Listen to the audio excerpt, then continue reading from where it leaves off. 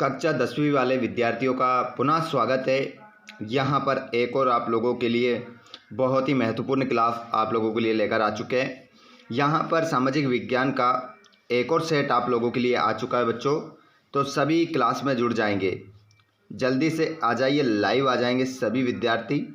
जिन विद्यार्थियों को नोटिफिकेशन नहीं पहुँचा है उनको एक बार आप सभी शेयर कर दीजिएगा। और अगर नोटिफिकेशन ना मिलने का जो कारण है तो वो कारण ये है कि आपने घंटी के बटन को ऑल पर नहीं कर रखा होगा। चैनल को सब्सक्राइब करके घंटी के बटन को ऑल पर करें, जिससे आने वाली क्लास का नोटिफिकेशन सबसे पहले आपके फ़ोन पर पहुंचेगा। यहाँ पर पेपर का पूरा सॉल्यूशन मैं आप लोगों को बताने वाला हूँ, लास्ट तक देखिएगा। पूरा पेपर हम हल करेंगे, A to Z प्रश्नों के आंसर हम आपको बताने वाले हैं। चलिए बच्चों, तो बिना देर किए हम स्टार्ट करते हैं क्वेश्चन क्रमांक पहले से। जितने विद्यार्थी चैनल पर पहली बार आए हैं चैनल को जरूर सब्सक्राइब करें, और कौन दोस्त हमारा कहां से जुड़ रहा है जल्दी से कमेंट बॉक्स में एक बार बता दें। उसके बाद हम स्टार्ट करेंगे, फिर हम रुकेंगे नहीं, फिर बार बार आपसे बीच में नहीं पूछेंगे। जो जो विद्यार्थी क्लास में जुड़ते जा रहे हैं आप सभी का स्वागत है, सभी जुड़ते जाएँ। कौन कौन जुड़ गए एक बार कमेंट बॉक्स में बता दें। अभी तक एक भी नाम नहीं आया किसी का भी। हाँ, अब आने लगे हैं, बहुत सारे विद्यार्थी जुड़ चुके हैं, कमेंट भी अब आप लोगों के आने लगे हैं। चलो ठीक है, क्लास को हम स्टार्ट करते हैं क्वेश्चन क्रमांक पहले से। पहला क्वेश्चन आपकी स्क्रीन पर आ रहा है। पहला क्वेश्चन आपकी स्क्रीन पर आ रहा है बच्चों, जैसा कि आप स्क्रीन पर देख पा रहे हैं। पहला क्वेश्चन आपका रहेगा, उसमें आप देखेंगे कि पहला क्वेश्चन है आपका, सही विकल्प चुनकर लिखिए। निम्नलिखित में से किस प्रांत में सीढ़ीदार सोपानी खेती की जाती है? पंजाब, उत्तर प्रदेश के मैदान, हरियाणा, उत्तराखंड। तो यहाँ पर आपका सही उत्तर हो जाएगा उत्तराखंड। उत्तराखंड आपका सही उत्तर हो जाएगा। उसके बाद आप अगला क्वेश्चन देखेंगे। एक उद्योग जो चूना पत्थर को कच्चे माल के रूप में प्रयुक्त करता है, एल्यूमिनियम, प्लास्टिक, सीमेंट, मोटर गाड़ी। तो इसमें आपका सही उत्तर हो जाएगा सीमेंट। सीमेंट आप सही उत्तर लगाएंगे। नेपोलियन का इटली पर हमला हुआ था 1797 में, 1798 में, 1799 में, 1796 में। तो इसमें आपका जो करेक्ट आंसर हो जाएगा वो हो जाएगा आपका 1797। अगला प्रश्न है, गांधी इरविन समझौता हुआ था। तो गांधी इरविन जो समझौता हुआ था वो हुआ था बच्चों, इसमें आप अपना सही उत्तर लगाएंगे। वो हुआ था 5 मार्च 1931, 4 मार्च 1932, 3 मार्च 1930, 2 मार्च 1933। तो इसमें आपका सही उत्तर हो जाएगा 5 मार्च 1931। बेल्जियम में जर्मन भाषी लोग कितने प्रतिशत थे? 1%, 3%, 5%, 7%। तो यहाँ पर उत्तर हो जाएगा 1%। खाज्या नामक का जन्म आदिवासी ग्राम सांगवी में किसके घर हुआ था? गुमान नायक, राजा शहीद सेन, भीमा नायक या मोहम्मद बिन कासिम। तो इसमें आपका आंसर हो जाएगा खुमान नायक। ये उत्तर आप लगा लेंगे। चलिए बच्चों, अगले प्रश्न की ओर हम बढ़ते हैं, और अगला क्वेश्चन आपको मिलेगा, विनिर्माण उद्योग सामान्यतः की रीढ़ समझे जाते हैं। तो विनिर्माण जो उद्योग है ना बच्चों, सामान्यतः रीढ़ समझे जाते हैं अर्थव्यवस्था की। तो आंसर होगा पहले खालिस्तान में अर्थव्यवस्था। अर्थव्यवस्था आपका इसमें आंसर हो जाएगा। दूसरा, गांधी जी 9 जनवरी को अफ्रीका से भारत लौटे। तो 9 जनवरी, तो इसमें आपका आंसर हो जाएगा 9 जनवरी 1915। ये आपका उत्तर हो जाएगा इसमें। अगला प्रश्न है, इंग्लैंड के कपड़ा व्यवसायी रहे से ऊन खरीदते हैं। तो जो इंग्लैंड के कपड़ा व्यवसायी रहे हैं वो कहाँ से ऊन खरीदते हैं? सूरत। सूरत से क्या खरीदते थे? ऊन। सूरत आपका इसमें आंसर होगा। अगला क्वेश्चन है, सन में क्रांति की आग मेरठ से प्रारंभ होकर पूरे भारत में फैली। तो यहाँ पर हम बात करेंगे सन 1857 की क्रांति मेरठ से प्रारंभ होकर पूरे भारत में क्या करी? फैली। चलिए आगे हम देखेंगे। जितने विद्यार्थी जहाँ से भी इस वीडियो को देख रहे हैं, आप सभी से रिक्वेस्ट है कि अभी तक आपने वीडियो को शेयर नहीं किया है तो कृपया करके एक बार शेयर ज़रूर कर दें अपने सभी दोस्तों को, और चैनल को सब्सक्राइब करके रखें ताकि नेक्स्ट क्लास में आपको नोटिफिकेशन मिल सके। यहाँ पर आप देखेंगे अगला क्वेश्चन भारत में फैल रही थी, ये हो गया। श्रीलंका में गृह युद्ध की समाप्ति वर्ष में हुई। तो जो श्रीलंका में जो गृह युद्ध हुआ था वो कब समाप्त हुआ? तो आंसर होगा 2009 में उसकी क्या हुई? समाप्ति हुई। औसत आय को भी कहा जाता है, औसत आय को भी कहा जाता है, तो इसको हम प्रति व्यक्ति आय, प्रति व्यक्ति आय, औसत आय को प्रति व्यक्ति आय भी कहा जाता है। तो ये आपका ऑब्जेक्टिव हुए। ठीक है, अभी हम बढ़ते हैं अगले प्रश्न की ओर। अगला प्रश्न आपकी स्क्रीन पर नजर आएगा वो रहेगा सत्य असत्य। भारत में 4 शस्य ऋतुएं हैं, तो ये गलत बात है। इसका आंसर हो जाएगा असत्य, क्योंकि भारत में 4 शस्य ऋतु नहीं है।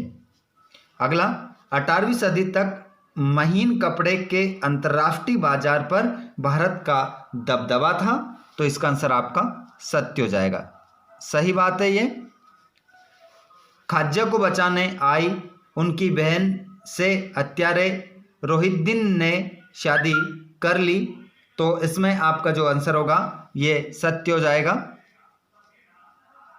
अगला प्रश्न, सत्ता की साझेदारी विभिन्न समुदायों के बीच टकराव को कम करती है, तो यह भी आपका सत्य हो जाएगा। इसमें सत्य आप आंसर लगाएंगे। लैंगिक असमानता का आधार स्त्री और पुरुष की जैविक बनावट है, तो इसका आंसर भी आपका क्या होगा? असत्य होगा। इसका आंसर आपका असत्य होगा, इसमें असत्य लगाएंगे आप। अगला क्वेश्चन, मुद्रा के आधुनिक रूपों में करेंसी कागज के नोट और सिक्के शामिल है, तो बिल्कुल सही बात है, शामिल है, ये सत्य हो जाएगा। उसके बाद यहाँ पर आप देखेंगे जोड़ी मिलाएंगे अब। मोटर गाड़ी उद्योग, तो मोटर गाड़ी जो उद्योग है बच्चों, ये आपका हो जाएगा गुरुग्राम। और फेडरिक सारियू, तो फेडरिक सारियू आप मिलाओगे फ्रांस का। जेम्स वाट, तो जेम्स वाट को आप जो मिलाने वाले हैं वो भाप का इंजन का इन्होंने आविष्कार किया था। आगे हम बात करें प्रेस कानून पुनः समीक्षा, तो इसको आप मिलाओगे गवर्नर जनरल बेंटिंग। अगला, श्रीलंका में कौन सा धर्म है? बौद्ध धर्म है, सभी जानते हैं। और भारतीय रिजर्व बैंक, तो बैंकों का क्या है? बैंक है। तो इस प्रकार आपकी जोड़ी मिल जाती है। उसके बाद हम बात करेंगे एक शब्द में उत्तर की। तो एक शब्द में उत्तर की यदि हम बात करें तो यहाँ पर देखिएगा, औद्योगिक क्रांति सबसे पहले किस देश में प्रारंभ हुई? तो यहाँ पर बात करेंगे हम ग्रेट ब्रिटेन। क्या होगा? ग्रेट ब्रिटेन आपका आंसर होगा। शक्ति चलित बेलनाकार प्रेस को किसने बनाया था? तो रिचर्ड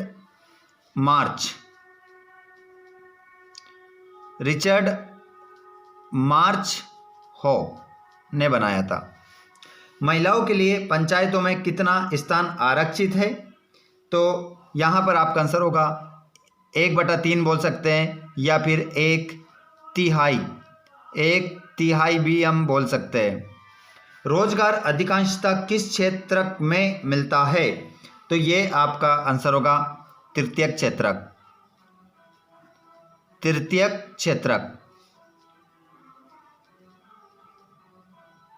क्षेत्रक में ही आएगा। और ऋण का कोई औपचारिक स्रोत बताइए, तो यह हो जाएगा बैंक।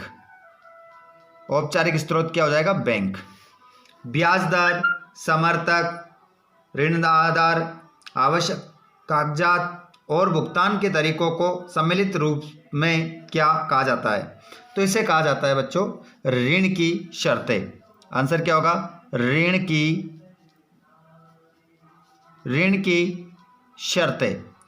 तो ये तो हमारे हो गए ऑब्जेक्टिव। अब एक बार आप जल्दी से इन क्वेश्चनों को देख लीजिए, क्योंकि पूरा पेपर A to Z अथवा सहित आंसर बताने वाला हूँ। जैसे कि औद्योगिकरण उत्पाद से क्या आशय? 2 नंबर का क्वेश्चन है। जमशेदजी जीजी बोमे कौन थे? और गाथा गीत से क्या आशय? इस सभी प्रश्नों के उत्तर हम क्या करने वाले हैं? अथवा सहित। पहली बार मैं आप लोगों को अथवा सहित करवा रहा हूं, एक भी क्वेश्चन आपका आउट नहीं होगा। क्वेश्चन देख लीजिए अच्छे से, उसके बाद में हम सभी प्रश्नों को हल करने वाले हैं। प्लाटेन से क्या आशय है? मृदा अपरदन से क्या तात्पर्य है? भांगर क्या है? अभ्यारण्य किसे कहते हैं? केंद्रीय वन आयोग क्या है? नगद एवं व्यापारिक फसलों से क्या आशय है? जूट को सुनहरा रेशा क्यों कहा जाता है? आगे देखेंगे, मुद्रण तकनीक सबसे पहले किन देशों में विकसित हुई? और यूहान गुटेनबर्ग ने मुद्रण क्षेत्र में क्या कार्य किए? ये सभी क्वेश्चन के आंसर आप देखने वाले हैं। आगे भी देख लीजिए क्वेश्चन, स्क्रीनशॉट ले लो, अच्छे से लिख सकते हैं आप इन क्वेश्चनों को, और इनके आंसर अभी आने वाले हैं आपकी स्क्रीन पर।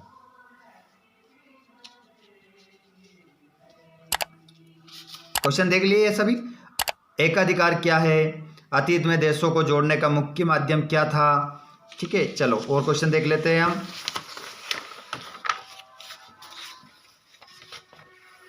यहां पर देखिएगा,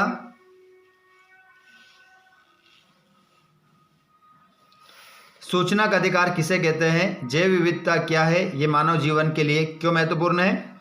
वन एवं वन्य जीव संसाधनों के प्रकार और वितरण लिखिए। विकेंद्रीकरण से आप क्या समझते हैं? देख सकते हैं संघीय व्यवस्था की 3 विशेषताएं, मुद्रा के कार्य, यहाँ पर देख सकते हैं आप। सभी क्वेश्चन के आंसर मैं आपको अभी करवाने वाला हूँ। और लास्ट में आप देखेंगे नक्शा। दिए गए जो ये शब्द हैं इनको हम मानचित्र में दर्शाएंगे, भारत के मानचित्र में। अजमेर, सुंदरगढ़, कलपक्कम, दुर्ग, कोरबा, फरीदाबादन, तलचर, मयूरगंज। ठीक है, तो इस प्रकार इनको हम क्या करेंगे? दर्शाएंगे। चलिए, तो इनका आंसर अब मैं आपको बता देता हूँ 6 से लेकर 23 तक। तो जितने भी बच्चे ये चाहते हैं कि भैया हमें 6 से लेकर 23 तक हल मिले, तो जल्दी से एक बार इस क्लास को अपने दोस्तों को शेयर करें। लेके ही आने वाला हूँ मैं अभी वीडियो, इसी वीडियो के आगे मैं आपको हल करवाने वाला हूँ। तो जल्दी से आप एक बार चैनल को सब्सक्राइब कर दें, अपने दोस्तों को शेयर कर दें, और ऐसे विद्यार्थी जहाँ से भी इस वीडियो को देख रहे हैं कमेंट बॉक्स में ज़रूर बताएं कि हम इस वीडियो को कहाँ से देख रहे हैं। चलिए बच्चों, तो करते हैं हम वीडियो को कंटिन्यू आगे और देखते हैं सभी प्रश्नों के हल। ये रहा आपका क्वेश्चन नंबर 6 का आंसर। अथवा सहित, जैसा कि मैंने बोला था, औद्योगिक उत्पादन से क्या आशय है? ये रहा उसका आंसर।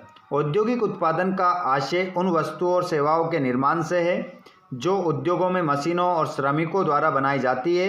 ये प्रक्रिया कच्चे माल के प्रसंस्करण, संयोजन या रूपांतरण द्वारा तैयार उत्पादों में बदलती है। अथवा देख लो, जमशेदजी जीजी बोमे कौन थे? तो यहाँ पर इसका आंसर आप देख सकते हैं। जमशेदजी जीजी बोमे भारत के एक प्रसिद्ध उद्योगपति और उद्यमी थे। उन्हें आधुनिक भारतीय उद्योग के जनक के रूप में माना जाता है या जाना जाता है। अगला था कि 7वां, गाथा गीत से क्या आशय? तो गाथा गीत एक प्रकार का लोकगीत होता है जिसमें किसी वीरता, इतिहास या किसी महत्वपूर्ण घटना की कहानी गीत के रूप में सुनाई जाती है। प्लाटेन से क्या आशय? तो इसका आंसर भी देख लीजिए, प्लाटेन से क्या आशय? प्लाटेन मुद्रण प्रक्रिया में उपयोग की जाने वाली एक सपाट सतह या प्लेट है। लेटर प्रेस छपाई में ये एक बोर्ड होता है जिसे कागज़ के पीछे दबाया जाता है ताकि टाइप की छाप बन सके। ये कागज़ को मजबूती से पकड़कर स्थिरता और समरेखन सुनिश्चित करता है। क्वेश्चन नंबर 8वां, मृदा अपरदन से क्या तात्पर्य है? तो मृदा अपरदन से तात्पर्य हवा, पानी जैसी प्राकृतिक शक्तियों या मानवीय गतिविधियों द्वारा मिट्टी के ऊपरी उपजाऊ परत के क्षरण से है। ये एक प्राकृतिक भौतिक प्रक्रिया है जिसमें जल और वायु जैसे प्राकृतिक बल भूमि की ऊपरी परत के कणों को अलग कर बाहर ले जाते हैं। इसका अथवा वाला था भांगर क्या है? तो इसका आंसर भी देख लो, भांगर क्या है? भांगर पुरानी जलोढ़ मिट्टी को संदर्भित करता है जो नदी के बाढ़ के मैदानों से दूर ऊंचे इलाकों में पाई जाती है। अभ्यारण्य किसे कहते हैं? तो अभ्यारण्य एक विशिष्ट निर्दिष्ट क्षेत्र है जहां जानवरों और पक्षियों को उनके प्राकृतिक आवास में बिना किसी व्यवधान के संरक्षित किया जाता है। यहाँ शिकार और अवैध कटाई सख्त वर्जित है। इसका तो वाला केंद्रीय वन आयोग क्या है? तो केंद्रीय वन आयोग भारत में वानिकी से संबंधित है मामलों, विशेष रूप से राष्ट्रीय वन नीति के कार्यान्वयन और वानिकी अनुसंधान व शिक्षा के समन्वयन के लिए जिम्मेदार एक संगठन है। आगे हम बात करें नगद एवं व्यवहारिक फसलों से क्या आशय? नगद और व्यापारिक है ना। नगद और व्यापारिक फसलें वे फसलें हैं जिन्हें मुख्य रूप से वाणिज्यिक उद्देश्यों के लिए उगाया जाता है, ना कि किसानों के अपने उपभोग के लिए। उदाहरणों में गन्ना, कपास, जूट और तंबाकू शामिल है। उदाहरण वाला जो अथवा वाला था, जूट को सुनहरा रेशा क्यों कहा जाता है? तो इसका आंसर भी देख लो। जूट को इसके विशिष्ट सुनहरे भूरे रंग और उसकी बहुमुखी प्रतिभा व बाजार में उच्च कीमत के कारण सुनहरा रेशा कहा जाता है। मुद्रण तकनीक सबसे पहले किन देशों में विकसित हुई? तो मुद्रण तकनीक सबसे पहले चीन, जापान और कोरिया में विकसित हुई, जहां हाथ से मुद्रण का उपयोग किया जाता था। 11वां गतवा वाला देख लो। योहान गुटेनबर्ग ने मुद्रण क्षेत्र में क्या कार्य किए? तो आप देख सकते हैं योहान गुटेनबर्ग ने 1440 के दशक में जर्मनी में चल प्रकार की प्रिंटिंग प्रेस का आविष्कार किया, जिससे मुद्रण में क्रांति आ गई। मुद्रण क्रांति के दो परिणाम लिखिए। तो मुद्रण क्रांति के दो प्रमुख परिणाम ज्ञान और सूचना का व्यापक प्रसार थे और आम लोगों के बीच पढ़ने की एक नई संस्कृति का विकास हुआ। यहाँ पर क्वेश्चन नंबर अतो वाला 19वीं सदी की मशहूर लेखिकाओं के नाम। 19वीं सदी की मशहूर लेखिकाओं के नाम जेन ऑस्टेन, जॉर्ज एलियट और शार्लोट ब्रोंटे जैसी लेखिकाएं शामिल है। आगे हम बात करें क्वेश्चन नंबर 13 की। तो इस क्वेश्चन नंबर 13 का आप यहाँ पर स्क्रीनशॉट ले सकते हैं ताकि हमारा वीडियो ज़्यादा बड़ा ना हो और हम आसानी से 23 तक के सभी प्रश्नों को हम हल कर लें। देख लीजिए और आप लोग मुझे ये कमेंट करके बताएं कि स्क्रीनशॉट आपको लेना ज़्यादा बेटर है या हम आपको पढ़ कर बताएं। तो आगे से हम उस बात का ध्यान रखेंगे। अभी आप ये 14वें वाले प्रश्न का स्क्रीनशॉट ले लो, ये क्वेश्चन नंबर 15 का स्क्रीनशॉट ले लो। अगर आप चाहते हैं कि सर आप हमें पढ़ा कर यहाँ पर बता दें तो हम आपको पढ़ कर भी बता देंगे, ठीक है। तो ये क्वेश्चन नंबर 17 का स्क्रीनशॉट ले लो और ये अतो वाला है, ये 18वें का आंसर। अगर ऐसा रहेगा तो फिर मैं आपको यही करूँगा, पढ़ कर सभी प्रश्नों को लिखवाऊँगा, ठीक है। और अगर आपको स्क्रीनशॉट लेने में ज़्यादा सुविधा लग रही है तो आप स्क्रीनशॉट लेकर आप अपनी बेहतर तैयारी कर सकते हैं। तो ये रहा अथवा वाला, ये आ गया 19वां क्वेश्चन। ये रहा क्वेश्चन नंबर अथवा वाला। ये 20वां क्वेश्चन, ये 20वें का अथवा वाला। ये रहा 21वां क्वेश्चन, ये इसका अथवा वाला। और ये रहा क्वेश्चन नंबर 22, नमक यात्रा पर चर्चा कीजिए और इसके भारत छोड़ो आंदोलन को समझाइए, ठीक है। इस प्रकार सभी क्वेश्चन आपके हल हो जाते हैं। यहाँ पर क्वेश्चन बचा है 23वां। तो 23वें क्वेश्चन में आपको क्या करना है, मानचित्र, भारत के मानचित्र में वो जो जगह मैंने बताई थी आपको वो दर्शा नहीं है तो वो दर्शा सकते हैं आप। मैंने एक वीडियो अलग से भी बना रखा है कि मानचित्र में आप कोई भी जगह को किस प्रकार से दर्शा सकते हैं, तो उसका वीडियो मैं आप लोगों को डिस्क्रिप्शन में दे दूंगा या कमेंट बॉक्स में आप मुझे कमेंट कर दें कि मुझे नक्शे वाला वीडियो चाहिए, तो मैं तुरंत आपको नक्शे वाला वीडियो सेंड कर दूंगा। तो जितने बच्चों को वीडियो अच्छा लगा हो वीडियो को लाइक ज़रूर कर दीजिएगा, अपने दोस्तों के साथ शेयर ज़रूर कर दें ताकि आपको इसी प्रकार आने वाले बी, सी और डी सेट मिल सके। और आपको आंसर स्क्रीनशॉट लेना है या डायरेक्ट आप ऐसे ही हम आपको समझा कर लिखाएं तो आप कमेंट बॉक्स में बताना, वैसे ही काम अपन आगे से अगले वीडियो में करेंगे। सेट बी में सेट भी जल्दी आपको मिलेगा। अगर आपने इतना लगा लिया तो 100% पूरा पेपर आपका बन जाएगा, ए, बी, सी और डी सेट। देखता हूँ कितने बच्चे डी सेट के लिए तैयार रहते हैं, कमेंट किस किस का आता है। धन्यवाद, थैंक्स फॉर वॉचिंग।